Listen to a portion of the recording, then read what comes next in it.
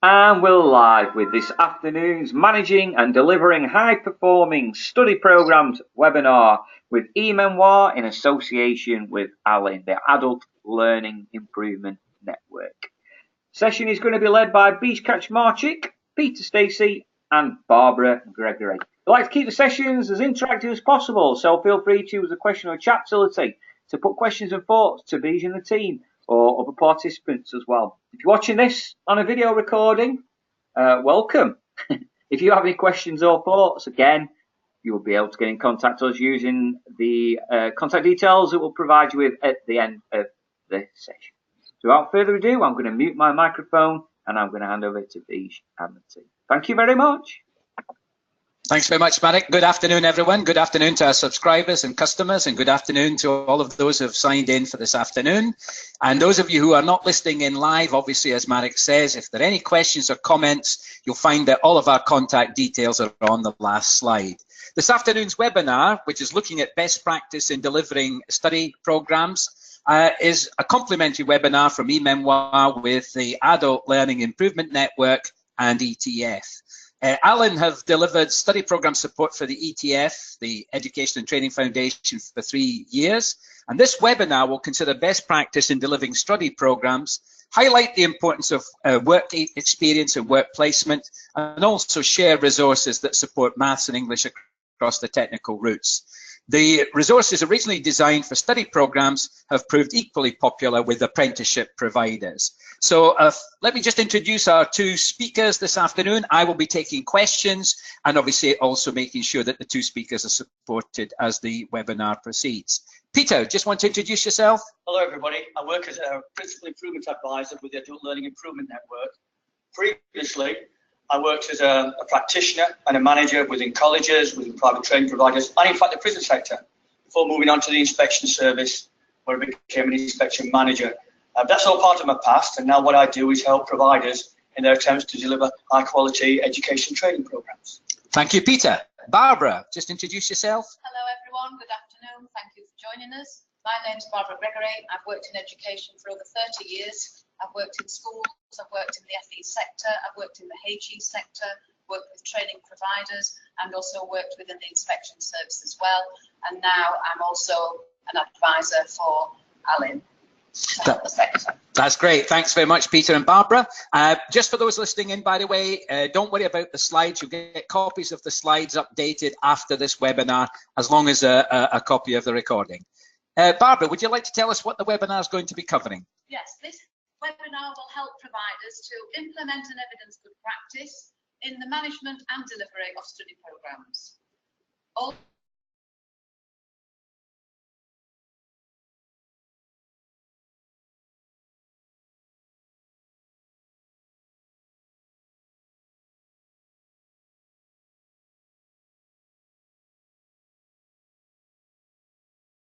Will become even more important with the arrival of T-levels in 2020. Recognise the key components of effective programme management and looking at increasing the achievements and progression opportunities for our learners, and hopefully give more confidence about how inspection will report upon study programmes. And to support this webinar, we've produced a checklist of considerations against which providers can assess themselves, which you will all receive a copy of in due course. Yeah, and that's important, I think, Barbara, the fact that we have produced a bit of a checklist, but really what we're looking at there is effective management and delivery of study programs and a set of criteria against which you can assess yourselves. It's showing as an attachment to this webinar now, but clearly a copy of this will be sent out to you. It's showing us the Excel spreadsheet, so that's the one, which will be a very useful document to help you plan and assess the work you undertake. Okay. What do we know about the performance of study programs? Well, apparently we've got people from colleges, from training providers, and no doubt from charitable trusts listening in today with the different types of study programs. You know, if you're a college, you probably deliver a wide range of programs. You know, and you think about Ofsted come along and grading programs. You know, you've got study programs, you've got programs for adults, you've got traineeships, 14 to 16 provision, you've got high needs programs in there. You've got a number of programs that are graded.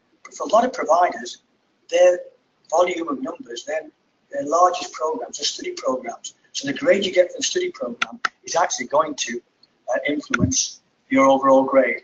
But let's just look at what's come out of recent Ofsted inspections. There have been issues identified with study programs, and we could talk, about a wide range of issues, but some I just want to focus upon today is the work in English and maths. That's something we're going to look at in more detail. And then the planning and delivery of work experience, compulsory mandatory element of the study program. Linking the study program together, we're going to look at the quality of information, advice and guidance that people receive to make sure it prepares them for the program, supports them on their program, and then helps them prepare for a positive progression. Study programs can be a wide range of programs, can't they? They're programs for 16 to 19-year-olds, excluding traineeships and apprenticeships. And we do put a proviso in there that if a learner's got an educational healthcare plan, it can apply to them up to the age of 24 years as well. Can be at different levels. Crikey, we've got providers delivering study programs at entry level for people who may be a long way off being work ready, all the way through to level 3, whether it be advanced diploma levels or whether it be a package of A levels. Clearly, depending on the type of learning you've got, the program will vary in its particular focus, and that's something we need to consider. But what we've got in every study program are 6 common or key components that we need to be aware of, that we've got to deliver to a high standard. And then when we look at the components and we look at the type of learner we get, what we should do then is tailor the program not to meet vast numbers or large groups of learners, but to meet the individual needs of a learner.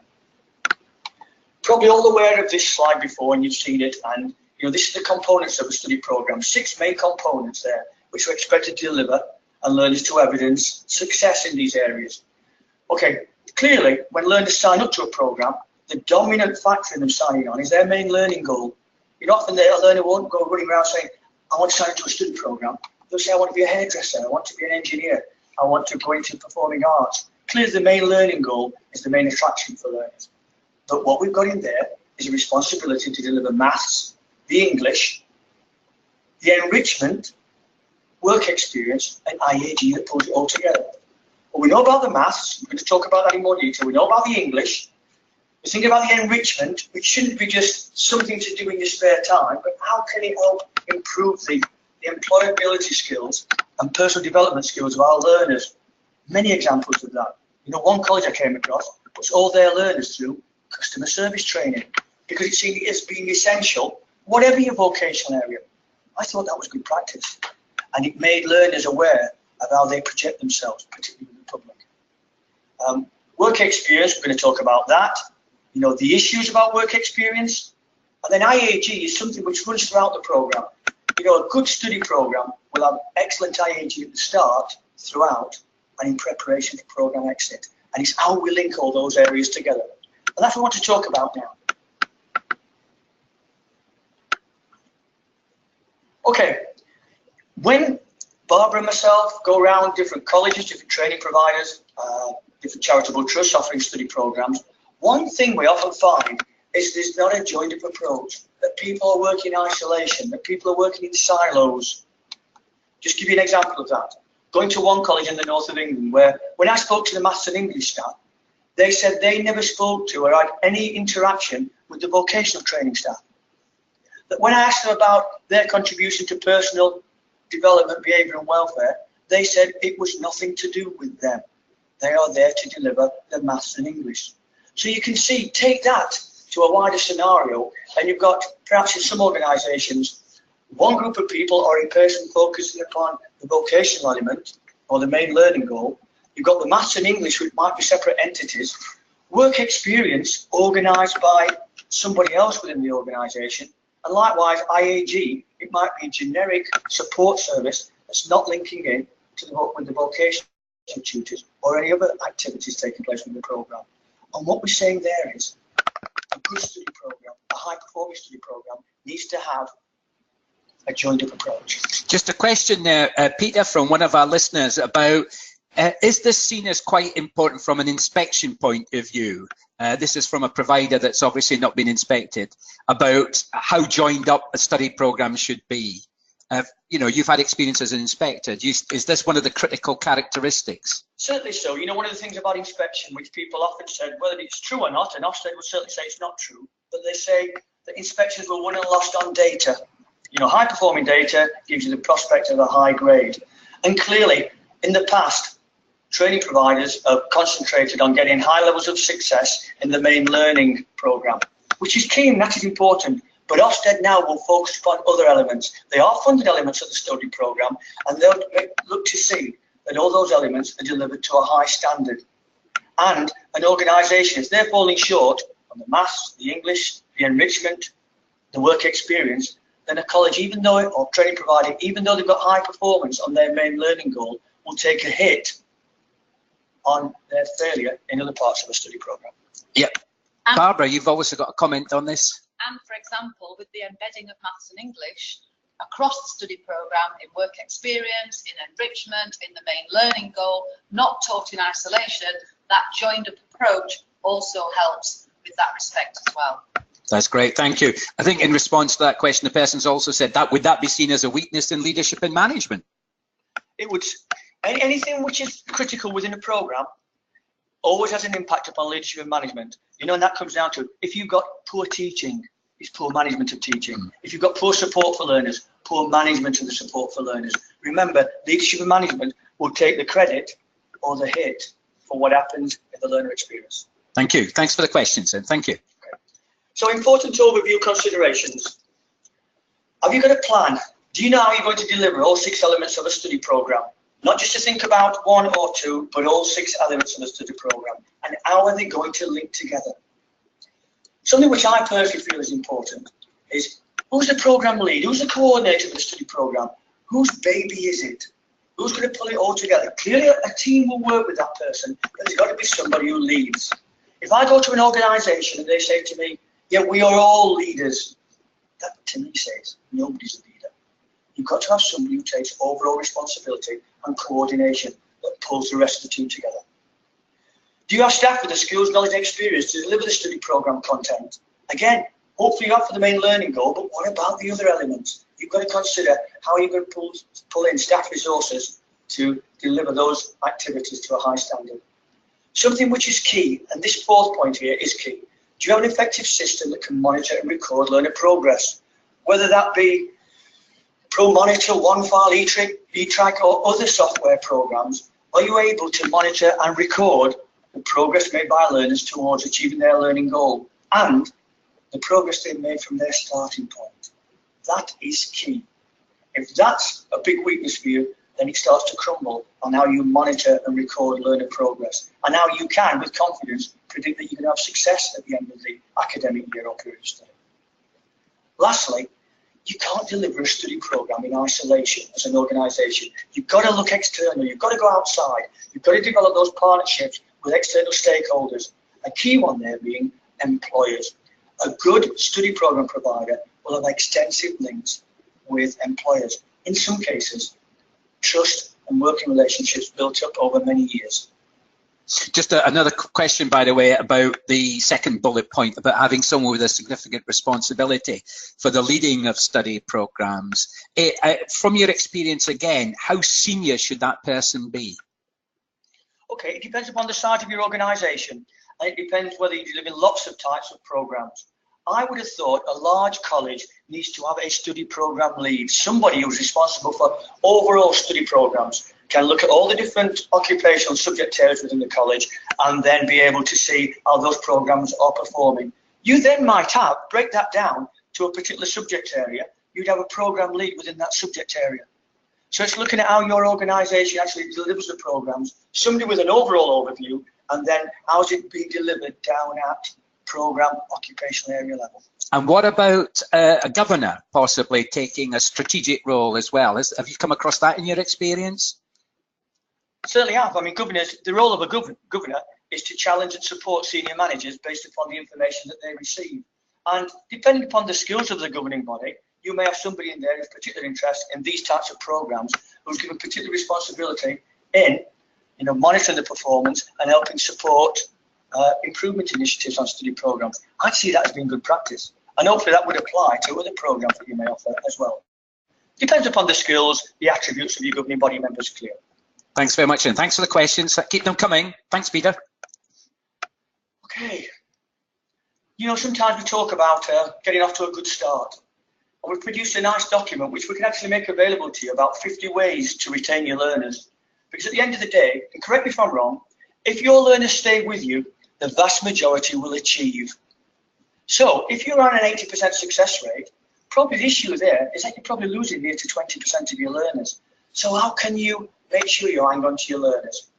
And you know, one of the key things that comes out of that is, and the starting point, so on my list of 50 points to retain your learners, number one is right learner on right program. And that is key.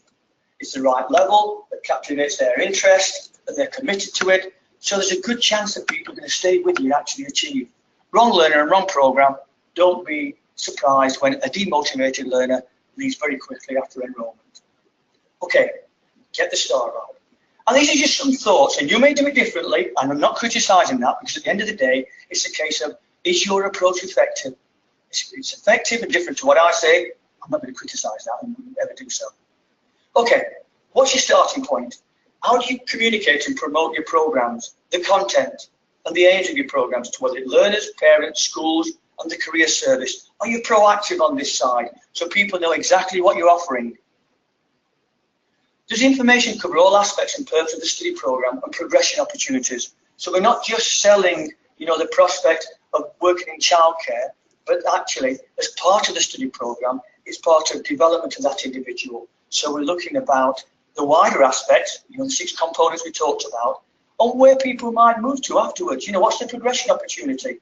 If people have got some aspiration, that'll improve their motivation, and likewise, they're more likely to stay with you to what will be a successful conclusion. You know, that third bullet point there, you may do it differently and you may have success, so I won't criticise that. But do all prospective learners have an interview and receive advice prior to enrolment so they can be fully informed about what to expect? Or is it an automatic enrolment system where we're not looking at the background of that person? You can see how fragile that would become. Key point afterwards of that is, do we effectively assess a learner's starting point and devise an appropriate learning development plan? If you don't know the starting point, how can you plan the training? You know, and if you don't know, you know, what the learner's prior experience is and where they may have experienced difficulties, how can you adequately support them? Coming on to the last point then, do we support the specific needs of each and every learner? Even if your son or daughter, you were on a training program, you'd want their specific needs, their interests, their issues of concern, their particular requirements for personal development to be given consideration. Do you do that, or just one size fits all? Just another comment, by the way, from one of the listeners about what do you think about learners being really given that sort of initial information that this is almost like a career pathway, and that would bring those 6 components together. Those 6 components will help you become a hairdresser, become a plumber. What do you think of that, Barbara? I think that's an excellent philosophy. If you can dangle that carrot in front of that learner at the beginning of the programme, then the meaningfulness of maths and English, employability skills, all becomes much more relevant, engages that young person in having that goal, that common goal of achieving that occupational route or pathway to where they want to get to. Yeah. So I think that's really good. Certainly, Barbara. Motivation is key. If you're motivated, if you can achieve anything. If you're demotivated, you know, the slightest task becomes mission impossible. What we've got to do with our learners is create that winning mentality. You know, some learners have suffered setbacks in their educational career, you know, and they felt despondent. You know, learning is like a game. If you're winning at a game, you want to play, you want to participate, you want more. If you're losing, you want to withdraw, you don't want to participate. You might even disrupt. And what we've got to do is make sure our learners are winners. And let's plant that seed of aspiration. Okay, nothing wrong with that. Let's plant that seed. Let's motivate our learners. And just a point from another webinar today. Are inspectors interested in that sort of how the organisation sets expectations for its learners? And is that also a role for governors to sort of say, well, we really have got these high expectations that whoever comes to us is going to achieve them, and we're going to make them, well, we're going to support them to work hard. Do you think that's critical? Yeah, high aspirations are absolutely crucial. that all the staff, all the tutors have high aspirations, that's reinforced as well. It's not just throughout induction, that it's reinforced throughout the programme. Pathways may change, we know with young people, but that high aspiration, achieve their full potential, absolutely crucial from governors, managers and staff. Yeah, that has to be cultural. It may be that learners aren't naturally motivated. Crikey, you know your learners. You know on some programmes you have learners who, you know, have had some negative experiences that aren't particularly motivated. If we can change that culture, look at what they can do rather than what they can't do, you know, then we can start making progress. Because every one of your learners wants to be a success. Do you know any learner that wants to be a failure in life? I don't. Let's help them become a success then. Okay, looking at delivery of the study programme. And this is just a follow on from what we've said so far, because, you know, you can see in the top corner there, make it happen. It's one thing knowing what we've got to do. It's another thing putting it into place and making it happen. So let's use that induction period to really set the scene. You know, the raising aspirations, what they're looking to get out of the programme, what they can achieve, where they can progress to. It's, you know, giving a person the incentive to attend on a regular basis and to want to achieve. They're the foundations. You know, get off to a bad start. It's hard to play catch up later, isn't it? Get the induction period right. Excite and motivate. Coordinate the study programme content. Get it to all linked together. Don't marginalise aspects. Don't make the maths and English sound like some kind of burden over there that's got to be taken on board. It's part of the programme. You know that employers are going to want some application of number skills in the workplace relative to that working environment. You know that the English and communication, crikey, is part of life. Let's get better at these things. Let's become more confident. It all's got to link together. Make sure each learner has their own personal development plan. What is it specific for that learner that they need to take on board? Let's build on the strengths. Crikey, let's celebrate the strengths. But look at areas for further development which may be holding them back from achieving their full potential. And you know, one thing we're going to talk about, that work experience is, you know, getting to work. Perhaps that's what it's about, our programs, isn't it? Yes, developing the individual, but making sure they can contribute positively, economically in their life, you know, and enjoy what a good income will bring in later life. So let's look at building work experience in from the start and let that be the driver of the study program. And Peter, that goes back to an earlier question about aspiration. So that young person knows when their work placement may be within the program. It's not left to the end, it's not left to chance, and it's not left to them to have to find out what's going to happen. It's planned from the beginning to meet the aspiration of that young person. And there's a comment here from someone that runs traineeships as part of study programs. They said that that's absolutely critical, is that they understand that the work experience or work placement is the critical part of it, and it happens reasonably early as well to get that motivation. So they certainly concur with what you said. Generally, from your experience of going round a lot of providers, what are you seeing? Now, this is what, the 5th year now of study programs. What are you seeing some really good practice in this joining it all together, embedding all the key elements, or are you still concerned about some of the practice you're seeing? What's the general picture? I think there's an inconsistency. There is some very good practice out there. There's some excellent examples of where it's working really well with good success rates, happy learners, good retention figures, and everybody's happy. Great employer engagement, but there are also inconsistencies where nobody's grasped it by the nobody's grasped that nettle. Nobody's really taken what Peter was talking about earlier in taking the management and responsibility for the whole study programme. In some institutions, it's still patchy and it's still working in silos, which is what we were talking about earlier. Yeah, I think the inconsistency is the issue. You know, I can think of one college, clearly we're not naming any college, one college where performance in some occupational areas, some vocational areas are incredible. In that same college, performance in other occupational areas, vocational areas, very poor. So within the same organisation, you've got some great practice, you've got some poor practice, and it's getting that consistency of approach, which is key to success. Clearly, if you're an organisation where you've got learners scattered far and wide across the country, you know what I mean by inconsistencies. You know, if you've got provision in the northeast, the southwest, the southeast, you may have some pockets of outstanding delivery. But what's holding you back is those pockets of weak delivery, and it's trying to get a consistent approach.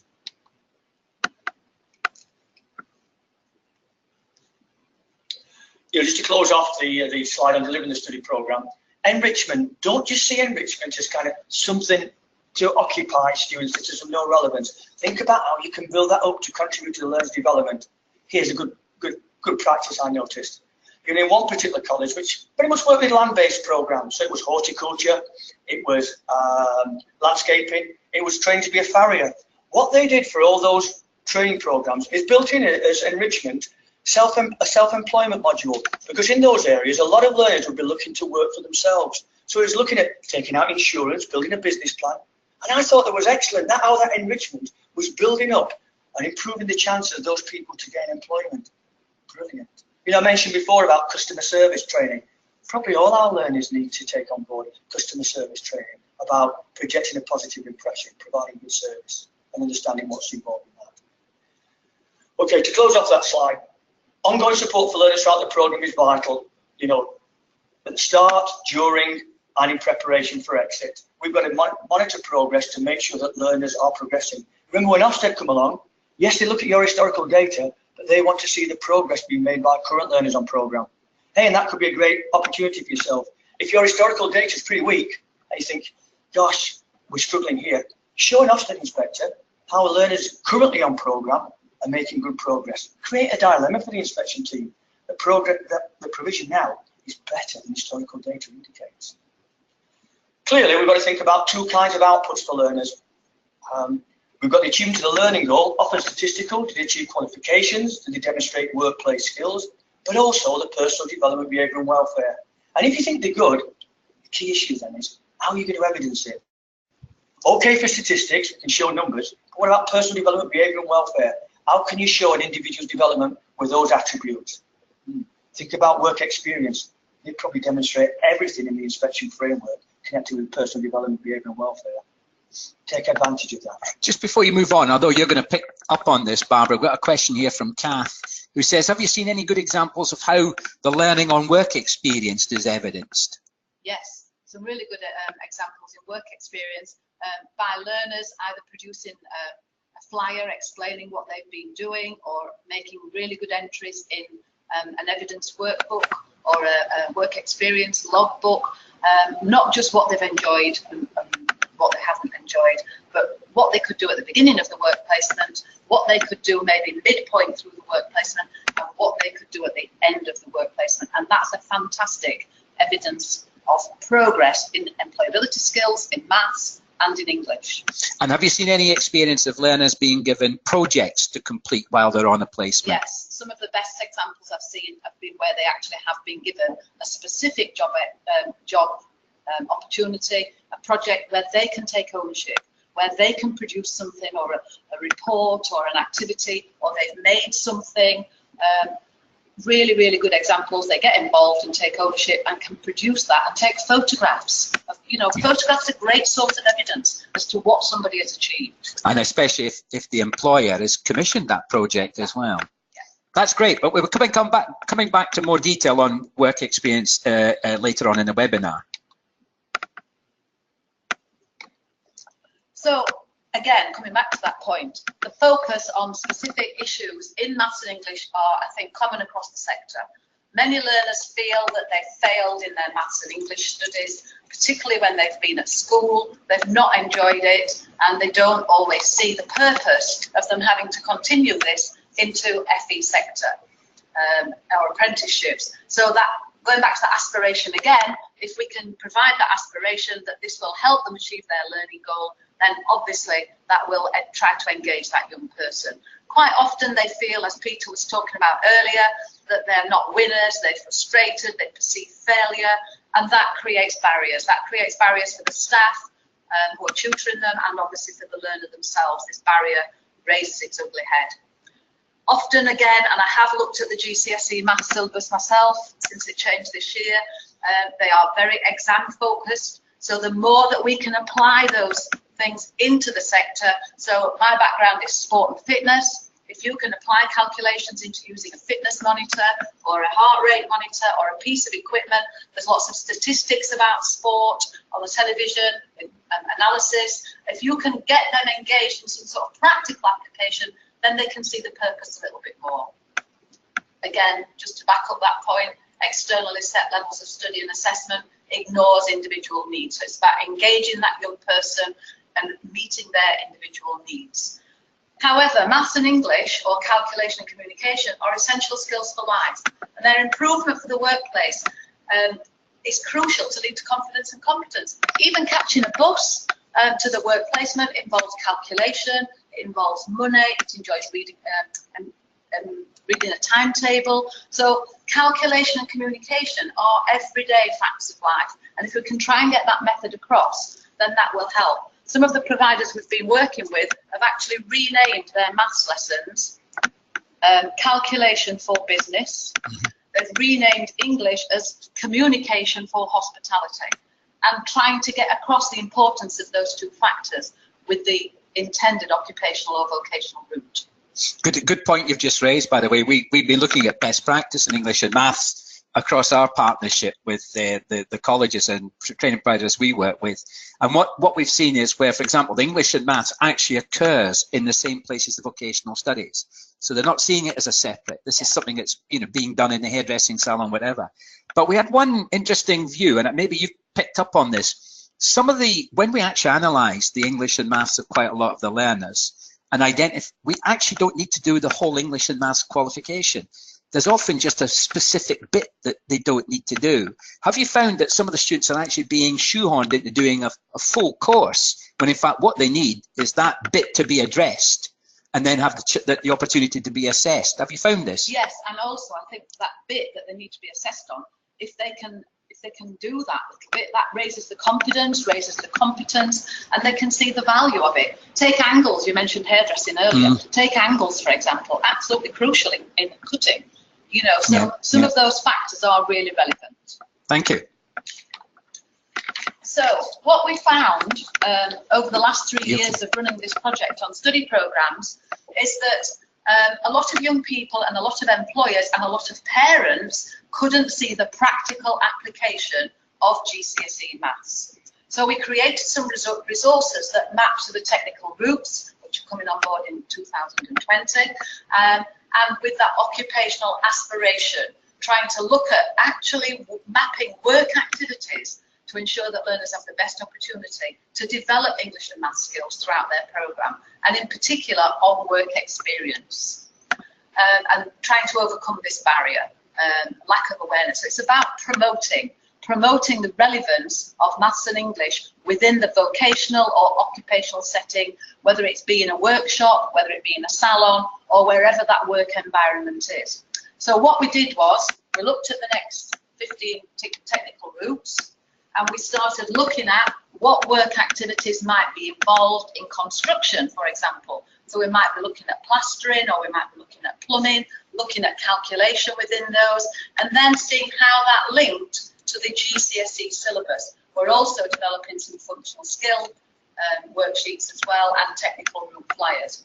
You have got attached 3, I think, as part of this webinar, 3 quite colourful technical route flyers which look at the occupational route, and then on the back they link tasks in maths and English to the GCSE syllabus, so that the young people, employers, parents, staff can see the relevance and raise the profile.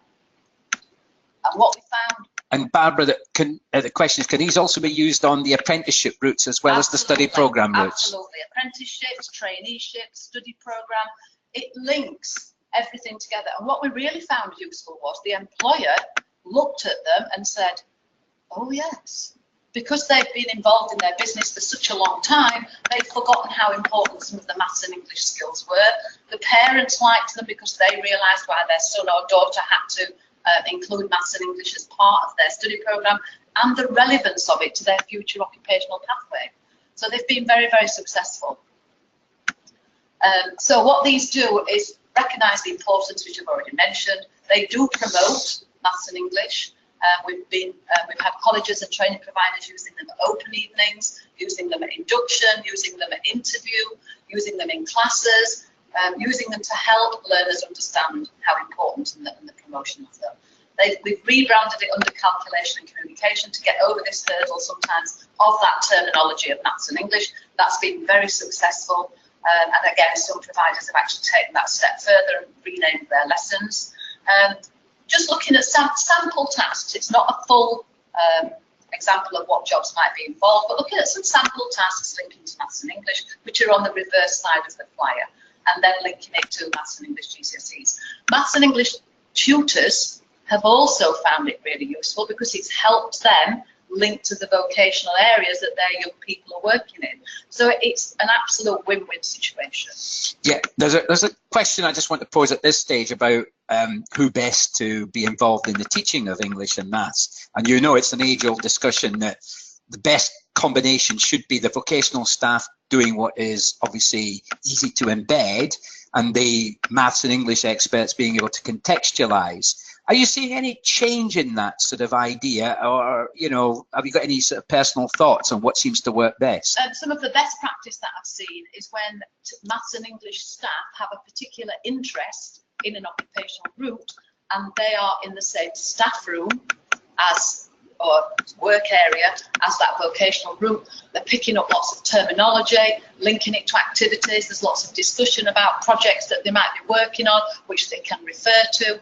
And that has worked very well in some of the organisations that I've been working with.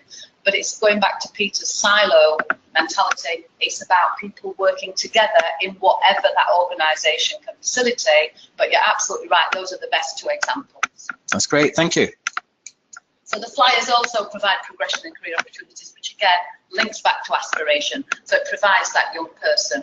If I can just give you an example, a new flyer that we've just produced is about becoming a dental nurse. Mm-hmm. And a dental nurse can start on a relatively average wage, but they can move up to be a therapist, which they can earn about £30,000. And at that point, they do need quite a lot of math skills. Whereas at entry level or at level 2, they perhaps don't need them as much. It's more about communication, reassuring the patient, organising the time management.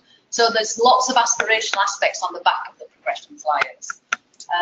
So I think I've mentioned quite a few of these, and I don't want to just read off the slide. These are ways in which you can use the flyers. We've also seen, I worked with a land-based company organisation last year, where the young people created their own and sent them off with job applications to say what they had done on work experience in Maths and English. So there's lots of different ways in which you can use these flyers as an example. Now the hard question. Even in the best performing and improving colleges, and it's same in training providers, even some of those that have gone from, you know, inadequate and requires improvement to better grades, over half of them have still identified Maths and English as a weakness. What do you think is underpinning this? And particularly in study programs where the average inspection grades are not good. You know, they're between 2 and 3, and up until last year, they were closer to 3 than they were to 2. So what do you think is stopping some of these things? Because all these ideas that you suggested make sense, don't they? Yeah. Why? I think it's going back to Peter's earlier point about management. It's about somebody grasping it and making sure that everybody's working towards the same goal, the goal that the young person wants, that the Maths and English staff are involved with the occupational route or the vocational staff, and it's about that teamwork and working together as the study programme is a whole thing, not working in isolation. Yeah, just a closing point from me on the Maths and English. Sometimes I come across organisations where they perform particularly well in vocational areas, but the Maths and English performance can be very low, particularly on the GCSE side. In fact, one college had 0% success. That sounds pretty damning, doesn't it? However, let's look at a positive. Are we saying that college hasn't developed the Maths and English skills of their learners? Well, not necessarily so. We're saying they've not achieved a grade C or a grade 4 in GCSE. What I'm suggesting there is this. You're going to take a hit if you've got poor performance on GCSE resits, aren't you, if your performance is poor. However, what you could do is take initial assessment at the start of the training programme. At the end, let a learner repeat their initial assessment. You'll see they'll score higher. So they may not get the big win of the GCSE qualification. However, you can show to anyone, including inspectors, that learners on your Maths or English programmes have made progress from their starting point. Yeah. Think about that one. That's a useful point. So there's some evidence of distance travelled and improvement. Yeah. And I think the other point you're just making quite relevant there is that this fascination with the qualification often can get in the way of the skills that the person needs to acquire, and it's about getting that right, I suppose, that right balance. That's great, thank you. What about work experience then? You've mentioned English and Maths. What about work experience, and what have you come across here in terms of the fundamental components that we need for good work experience? Okay. Work experience is vital. I think we all acknowledge that. Don't have it as a bolt-on. It's an integral part of the program. Learners who aren't workplace ready probably think, oh, if they can't go on external work placement, look for internal progression activity. I know you might say, no, Ofsted say it's got to be external. If a learner's not ready, they're not ready. We're not going to set them up to fail. So what we do is show it's part of their development plan. It might be internal, simulated, improving employability skills, and when ready to be placed externally, we'll take them to that route. If you're looking at it from an individual perspective, who could criticise that? So key elements. We need to plan work experience and plan early. Some of the best providers I know, in an academic year of September through to August, their learners know where they're going on work experience by the end of October, even though it might not be until next March. The following March that they're going. Plan, prepare work experience. Look at what the learner is going to have to perform, the tasks they're going to have to perform when they're on work experience. How can we prepare the learner to make sure they succeed in the workplace? Don't treat employers as just somebody to provide you with a work experience opportunity. Engage with employers, work with employers, look at their needs, understand their expectations. And then when learners are out there on work experience, we've got to manage that period of work experience to show it's a successful placement. If they're undertaking tasks, they're recording the skills and development activities they undertake. The next slide is a film clip. I'm not sure whether on the system we're able to show this film clip, but it's something that we're going to get out to you. It's just a 3-minute animated video of making a success of work experience. The things I've mentioned is there about how, without being a spoiler for a film, how an employer had a bad experience with a local college, but then through planning and preparation, the learners knew what to expect, were prepared for the work experience, and it turned out to be a success for everybody concerned. And the nice scenario or end game for that was that the majority of learners after their work experience were taken on as employees by the local sports centre. Very motivational clip, but it gives you food for thought on what works well. So even though we can't show it now, I don't think, what we'll do is make sure that's available to you. It's only 3 minutes, but it says a lot in those 3 minutes. And it will be embedded in the slides that you receive after today's webinar. Thanks very much, Cynthia. Okay. You've set up the scene beautifully, by the way. They're all wanting to see it. Yeah, yeah. It is. And even though it's animated, it's based upon a true story. And you smile at some of the things that happen in there, but you realise at the end, by planning and preparation and knowing what you're trying to achieve, planning the destination. Once you know what destination is, you can plan the journey to get there. And it's there in the next slide about preparing the learner. Each learner is an individual. Think about what they individually need to develop. If you've got some learners who come across the fact that behaviour of learners and the way they project themselves, the standards might be low that a learner naturally has, or what they bring to your programme, from previously. And what you've got to do is put over employer standards. We put across to learners, if it's not good enough for the workplace, it's not good enough here, and that applies to behaviour and how people present themselves and their work ethic. So we build that in from the start. We identify skills that need to be developed for each individual, and we provide training for those people. They link with the employer. They meet with the employer, so it's day one when they start working there. It's part of a planned and prepared process to get them to be successful on work placement. And we need evidence of what they've achieved, whether that's a diary, a video log, something there that's tangible that can show we've achieved success on this placement. Just a question there, Peter, about matching. And we've already had a question earlier from Kath about how, from your experience, how well do colleges and training providers match the needs of the employer with the abilities and skills of the individual learner? Do you think enough time is given to that? A mixed picture. Clearly, in some colleges, with some training providers doing well, with others, it may be less successful. But it's important. Otherwise, you're setting a learner up to fail. The task they undertake with an employer. Don't overpromise with an employer and underdeliver. You've got to have a realistic approach on work experience. So we plan and prepare, we communicate, we make sure that work experience is a positive springboard, for future development and future opportunities. That's great, thank you. And we've got just someone suggested, by the way, have you ever seen DISC being used? It's like an individual profile where the learner puts in all of their skill sets and their talents, and then the employer looks at them, and that's part of the process of matching. Yeah. There's a bit like, there's a thing called talent finders, which do something similar. Sounds great. You know, I've seen some providers where they actually have a Dragon's Den scenario where employers come in and learners present themselves, you know, and then the employer selects who they want to shortlist to go further. So, you know, that kind of preparation and that kind of matching is important. I think also, although it's time consuming, what it does do is hopefully set that learner up to succeed, and you're not wasting time then trying to solve any problems or trying to find another placement. You're not letting the employer down. So it's absolutely time well spent matching that learner to the placement and the skills, and the needs of the employer are really important. Thank you then. Thanks, Barbara. You know, getting a learner ready to be placed on work experience. It is individualised, and that's something to concentrate on. You can see the fan there, almost looks a bit like a peacock, doesn't it? And what we're doing there is probably sitting down with an individual, and with support, with guidance, the tutor will decide with the learner where are key areas where they need to improve. And it might be for one learner, it might be punctuality. That's a real barrier to them making progress. That might form one of the boxes. It might be personal presentation. It might be confidence to speak in a group. It might be ability to display initiative, or problem solve, or work as part of a team. It's what an individual thinks are important for them. And as part of the study programme, these are key areas that we're looking to develop the individual. It's not just about the main learning goal or English and maths. It's about what key issues are stopping this young person from being successful in ultimately getting the job to which they aspire.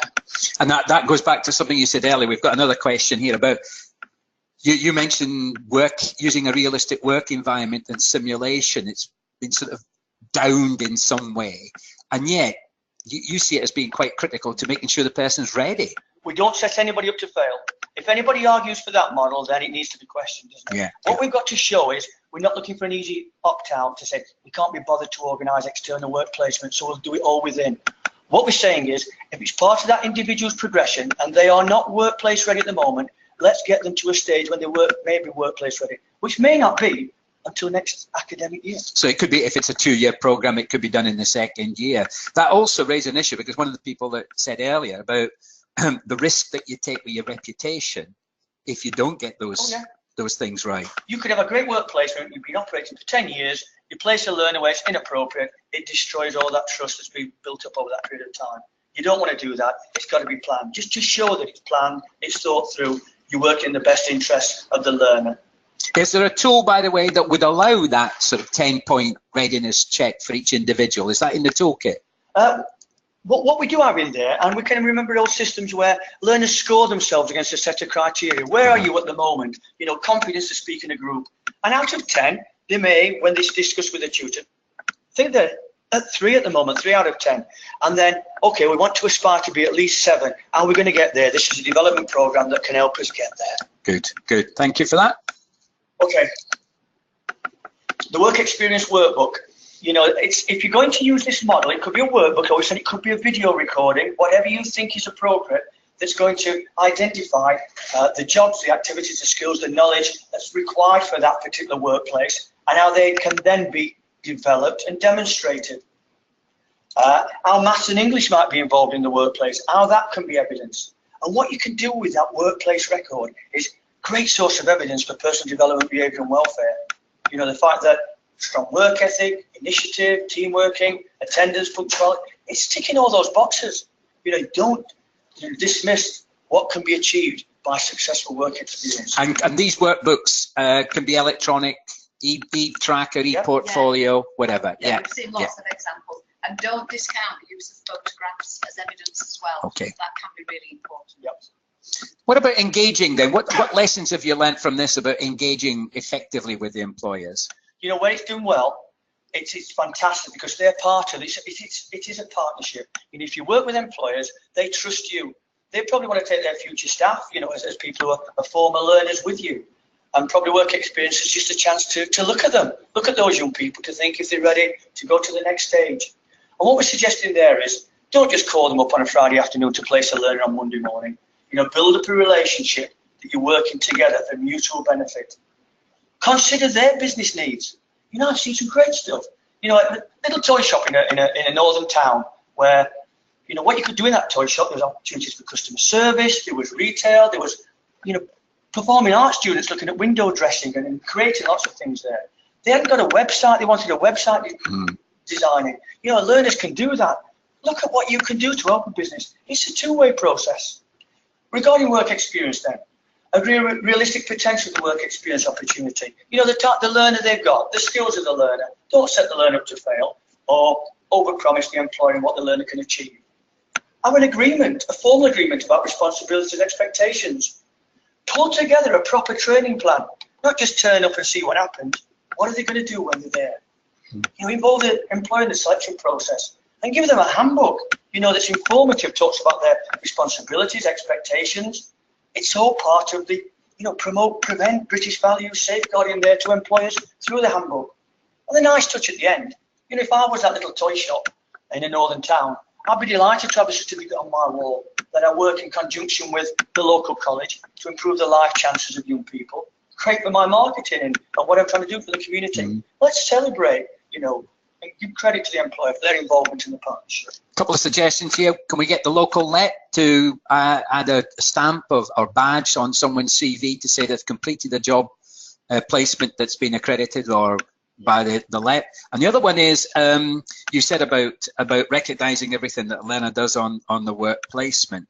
Was this ability of the employer to then say that this is part of their social agenda, this is their social, giving something back to society. Yes. So there's also that sort of what's in it for me type thing, for me, as well as the extra pair of hands.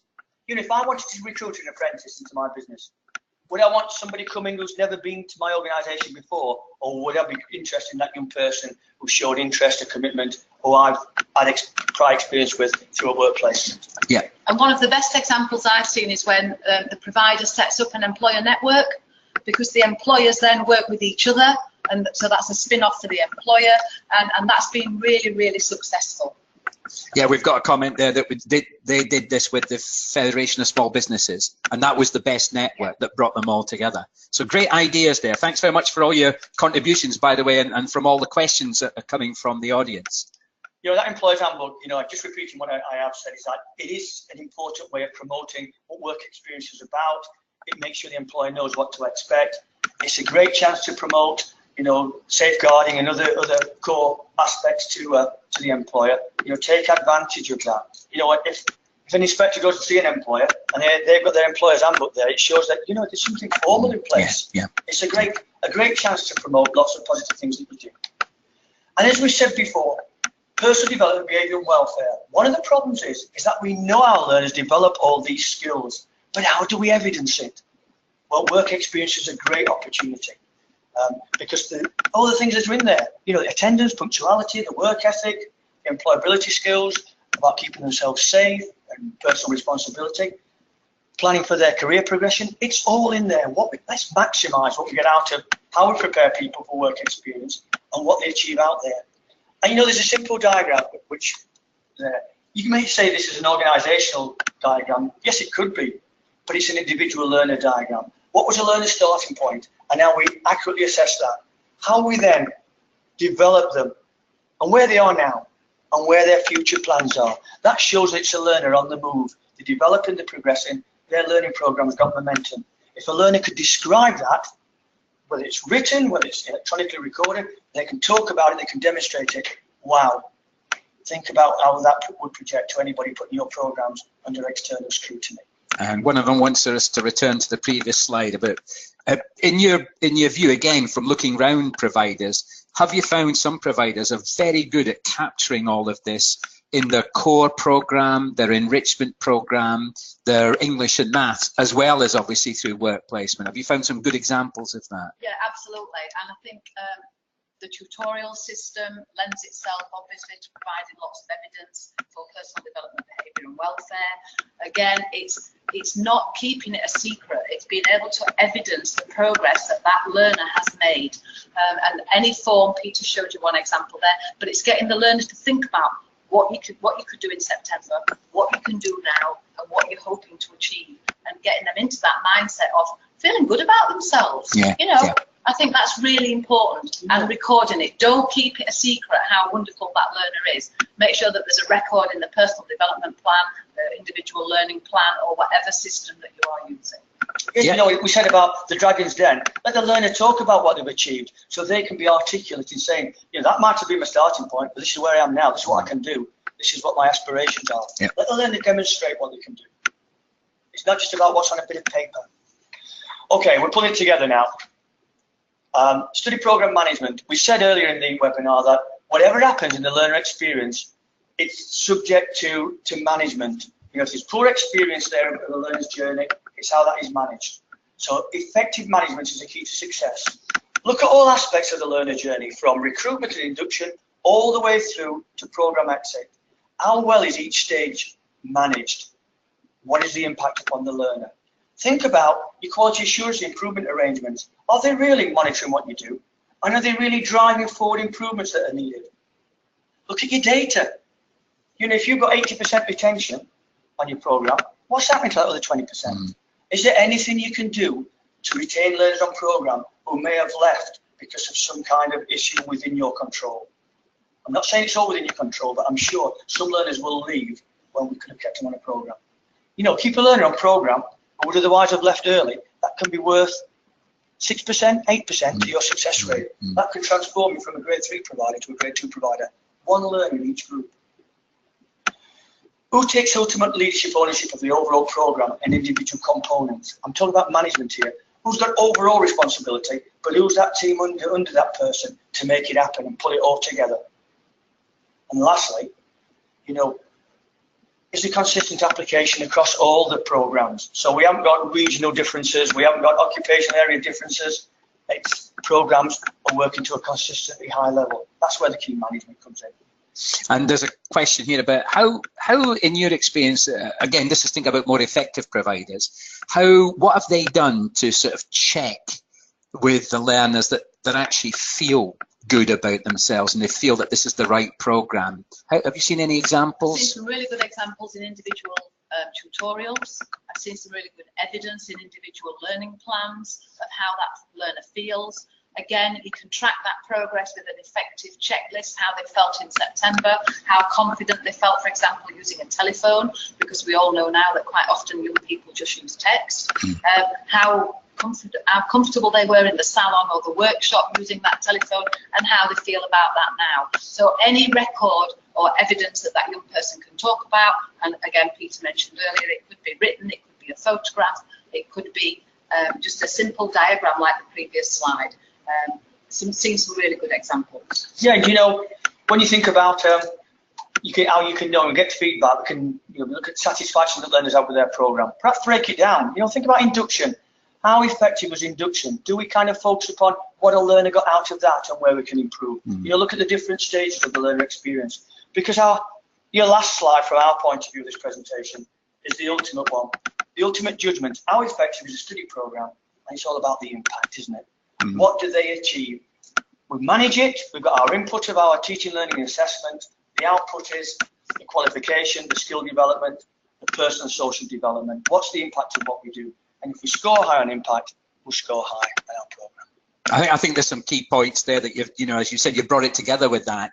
That for me, the big issue is I think it's critical that all providers see study programs, as you said, not as silos. That's a key message, this idea of a holistic approach, that it's much more about the destination. What is that young person seeking, you know, particularly in terms of career pathways. But also I think it's about making sure that you said that all the people that are party to that, including the student, understand that that's the journey and that they all have to contribute. Now, one of the key things I always remember from one of my inspector friends is when they gave a particular provider a grade 1, and this person was obviously one of the team, they said what exemplified that institution was hard work by the staff and hard work by the students. And that's a great thing to say, you know, because a study program is quite hard. You know, you're talking about 600 hours of, they could be doing other things. You know, we've given some good ideas, hopefully some positive suggestions we've made that people might take on board. Of course, the challenge is to make it happen. Yeah. You know the issues within your organisation, perhaps a shortage of resources, it's making it happen, and that is our challenge. Yeah. Now, there are lots of materials available, and obviously as part of the handouts, I think we've got obviously today's slides, which we'll send out today. We've also got an Excel document that's like a checklist for you to go through, and also we'll have 4, I think, of the flyers. There are other flyers. We'll also make sure that we embed the video. We'll make sure, or it will be definitely within the final version. But before we leave, and before we thank our contributors today, are there any other questions or comments, Marek, that we've picked up that I haven't actually recognised as we've gone through the webinar? Any questions or comments from any of you? Any questions? Any final thoughts? I can't see any just at the moment. Just before. No, we've done our best to answer all the questions. Yeah. I think we've got some. Yeah, I'm just looking if there's any other questions. Let's have a look. Any chat? Any more chat? There's no more chat. No. No. That was really good, though. Really enjoyed that. Oh wait a minute. Is there a question coming up? Have you? Oh yeah, we've seen that one. That was from Kate. No, we've got no other questions, but well, can we first of all express our thanks to our 2 speakers? Thanks, Peter. Thanks, Barbara. Thanks very much for sharing your experience with us. And again, to all those that have listened in, and those that are not listening live, but obviously to the recording, if there are any other comments, questions, or any other resources you want to access, please contact the people at the very end. We've got some more webinars coming up soon, and and obviously some of these relate to what we've been doing. We've done one recently on developing the capacity and capability, which actually linked to T-levels, and that was using the experience of New College Durham, which is one of the pilots, so how they're going about it. For those of you interested in access to HE, we've got a webinar next week. We're doing an update on the funding of 16 to 19 study programs. You know, still an issue for quite a lot of us to make sure we get that funding right. In response to a request we've had from some listeners, we're doing an outstanding apprenticeship program webinar based on a couple of grade 1 providers. For those of the MI team, an introduction to provider data self-assessment for our MI colleagues. And again, something that will link very much with what you've talked about today, how to design and deliver effective careers, education, information, advice, and guidance systems, which I think you actually highlighted as critical as the IAG, plus any other issues that today might raise. Hopefully, we'll be able to get Peter and Barbara to do some more webinars with us now that they're happy with the technology. But if you want to contact us, obviously you've got the ALIN's information at alin.org.uk. So if you want to get back in touch, and obviously if there's any other materials coming out of the ETF project, you'll be able to access them there. Thanks very much then for everyone for listening. Have we got any more comments or questions before we close the recording, Marek? If you close the recording.